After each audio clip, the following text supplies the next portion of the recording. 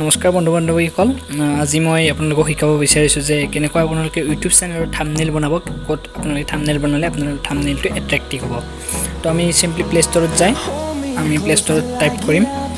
PIXELLAB বা মোৰ ডেসক্ৰিপচনত আপুনি লিংকটো পাই যাব PIXELLAB বুলি এটা এপ আছে এইটো এপ পাৰ্সোনালি মই নিজে ইউজ কৰো হে আপোনালোকৰ প্ৰিফাৰ কৰিছো এপটো প্লে ষ্টৰ বহুতে এটা 4.4 মান ৰেটিং লৈ আছে এইটো এপ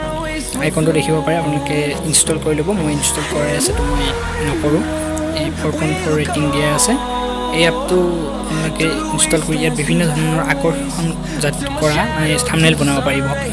আৰু যদি আপোনালোকে অসুবিধা পায় তেনহলে কমেন্টত জনাব কি অসুবিধা পাইছে মই তাৰ ওপৰত ভিডিও বনাই আপোনালোকক বুজাই দিম সিম্পলি আপোনালোকে এনেকৈ যাব যে দেখিছে মই আগত ভিডিও তাত এনেকৈ থাম্বনেইল বনাইছিলো আপোনালোকে এই ভিডিওটো চাব পাৰে হাউ টু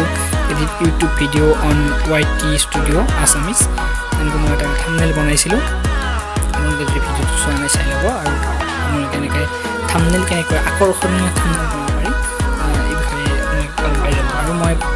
এটা কথা কৈ দিওঁ আপোনালোকে চেনেলটো যদি লাইক কৰা নাই শ্বেয়াৰ কৰা নাই সাবস্ক্ৰাইব কৰা নাই চেনেলটো সাবস্ক্ৰাইব কৰা নাই সাবস্ক্ৰাইব কৰি লওক এনেকৈ আপোনালোকে এনেকৈ ওপেন হৈ যাব ওপেন হোৱাৰ পিছত আপোনালোকে এনেকৈ সাইজত ক্লিক কৰি YouTube থাম্বনেইলত আপোনালোকে ক্লিক কৰি ল'ব স্ক্ৰীনত দেখুৱাৰ দৰে তাৰপিছত আপোনালোকে ইউজ ফ্ৰম ইমেজ মাৰি গেলাৰী মাৰি আপোনালোকে গেলাৰী পাই ফটো ল'ব পাৰে মই এখন ইয়াৰ পৰা পিকচাৰ এখন ল'ম যিকোনো এখন পিকচাৰ আপোনালোকে দেখা পাইছে এইখন পিকচাৰ লৈ লৈছো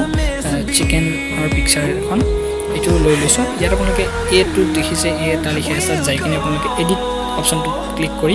ইয়াত আপোনালোকে টেক্সট লিখিব পাৰে ইয়াত যিকোনো ধৰণৰ টেক্সট লিখিব পাৰে আপোনালোকে টেক্সট ধৰক লিখিলো চিকেন ডিনাৰ আপোনালোকে লিখাৰ পিছত সিম্পলি মই লিখি দিছো চিকেন ডিনাৰ লিখাৰ পিছত আপোনালোকে এনেকৈ আহি যাব তাৰপিছত আপোনালোকে ইয়াত কালাৰ দিব পাৰে কালাৰ অপশন আছে বিভিন্ন অপশন পাব কালাৰটো দিলো ধৰ গ্ৰীন কালাৰ দিও গ্ৰীন কালাৰটো এটা ভাল লগা হয় তাৰপিছত আপোনালোকে ইয়াত বোল্ড আখৰৰ যেটো সাইজ সাইটো ল'ব পাৰে বা আপোনালোকে আৰু ষ্ট্ৰোক দিব পাৰে শ্যাডো দিব পাৰে আপোনালোকে 3D কৰিব পাৰিব কেনেকৈ কৰিব পাৰে এইখিনি আপোনালোকে বুজি পাব যদি বুজি নাপায় আপোনালোকে মোক কমেন্টত জনাব মই আপোনালোকক বুজাই দিম শ্যাডো দিব পাৰিব তাৰপিছত বেকগ্ৰাউণ্ডটো আপোনালোকে বেকগ্ৰাউণ্ডৰ এটা কালাৰ দিব পাৰিব এনেকৈ 3D ৰোটেশন কৰিব পাৰিব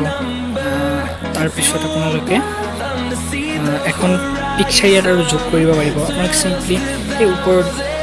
সেই বটনটো ক্লিক কৰি আপোনালোকে সেভ কৰি ল'ব পাৰিব প্ৰজেক্টটো আৰু সেভ কৰাৰ পিছতে আপোনাৰ ফটোটো গেলাৰীত পাই যাব